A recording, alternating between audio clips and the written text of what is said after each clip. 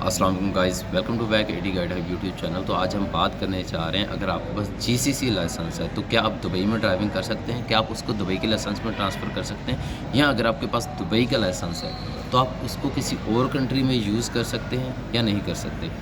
तो इस टॉपिक पे आज हम बात करने जा रहे हैं, क्योंकि मैंने एक वीडियो अपलोड की थी कि अगर आप दुबई में रहते हैं और आपके पास किसी और स्टेट का लाइसेंस है तो आप उसको दुबई के लाइसेंस में कैसे ट्रांसफ़र कर सकते हैं। तो ये बहुत ईजी प्रोसेस है। उस वीडियो के कमेंट सेक्शन में मुझे बहुत सारे लोगों ने जो है ना कमेंट किए थे कि सर हमारे पास कतर का, सऊदी अरब का लाइसेंस है तो हम उसको कैसे कन्वर्ट कर सकते हैं, उसकी टाइम कितना लगेगा, क्या प्रोसेस है, डॉक्यूमेंट्स क्या चाहिए और उस क्या विजिट वीज़े पे हम कर सकते हैं या नहीं कर सकते।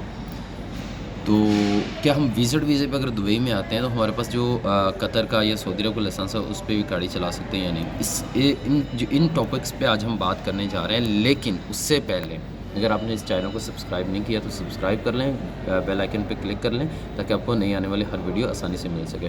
तो आज हम इस रिलेटेड बात करने जा रहे हैं। तो सबसे पहले आपको ये पता होना चाहिए कि दुबई एक गल्फ़ कंट्री है और गल्फ़ कंट्री जितने भी होते हैं वो इनका एक बनी होती है, कमेटी होती है। हर कंट्री, यूरोप कंट्री की अलग कमेटी होती है, एशिया कंट्रीज़ की अलग कमेटी होती है और गल्फ़ कंट्रीज़ की अलग होती है। तो ऐसे ही जो जीसीसी कंट्री जितने इनकी कमेटी बनी होती है और जितने भी जीसीसी कंट्रीज़ के लाइसेंस होल्डर हैं वो अपना लाइसेंस, अगर उनके पास कमर्शियल लाइसेंस है चाहे वो सेल्फ़ यूज़ के लिए है, वो किसी भी जीसीसी कंट्री में जाकर उसको यूज़ कर सकते हैं। लेकिन यूज़ करने के भी रूल्स हैं, कैटेगरीज़ हैं, कैसे यूज़ कर सकते हैं, उसका तरीक़ाकार क्या है, ये सब इस वीडियो में मैं बताऊँगा। तो जो लोग कहते हैं कि हमारे पास कतर का है, सऊदी अरब का, बहरीन का लाइसेंस है, तो उनको दुबई में आकर लाइसेंस, उसी लाइसेंस पे गाड़ी चलाना अलाउ है या नहीं है। अगर वो चलाना चाह रहे हैं तो वो उसको कमर्शियल गाड़ी कैसे चला सकते हैं, अगर वो रेजिडेंस हैं तो वो कैसे यूज़ कर सकते हैं, अगर वो विज़िट वीज़े पे हैं तो वो गाड़ी चला सकते हैं, तो कैसे चला सकते हैं, उसका तरीक़ाकार क्या है। तो सबसे पहले हम बात करेंगे, थोड़ी सी इन्फॉर्मेशन जो है आपको पता होनी चाहिए कि जितने भी जीसीसी कंट्रीज़ के लाइसेंस होल्डर हैं वो हर उस कंट्री में गाड़ी चला सकते हैं जो जीसीसी कंट्री की कमेटी के मेंबर हैं। जैसा कि बहरीन है, कतर है, सऊदी अरब है, दुबई है। तो ये आपकी सारे कंट्रीज़ के नाम तो नहीं बताऊँगा मैं, टाइम बहुत लंबी वीडियो हो जाएगी।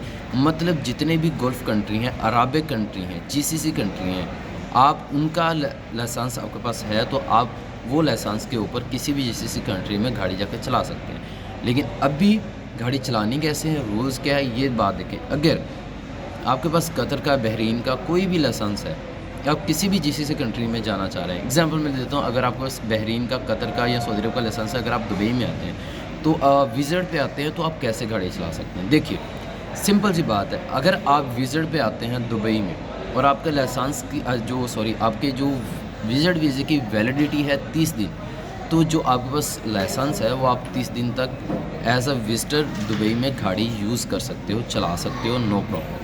ठीक है। अगर आप आते हैं रेजिडेंस वीज़े पे दुबई में किसी भी जीसीसी कंट्री से और आपका पास वहाँ का लाइसेंस है, तो आप जीसीसी कंट्री से यहाँ पे जब दुबई में आते हैं तो आप जब रेजिडेंस वीज़ा अपना ले लेते हैं, जब आपका वर्क परमिट लग जाता है तो आप जो है ना गाड़ी चला सकते हैं। लेकिन आप 30 दिन का टाइम दिया जाएगा और उस 30 दिन के अंदर आपको अपना जो है गाड़ी का लाइसेंस है उसको कन्वर्ट करना पड़ेगा दुबई के लाइसेंस में। ठीक है, रेजिडेंस वीज़े पे।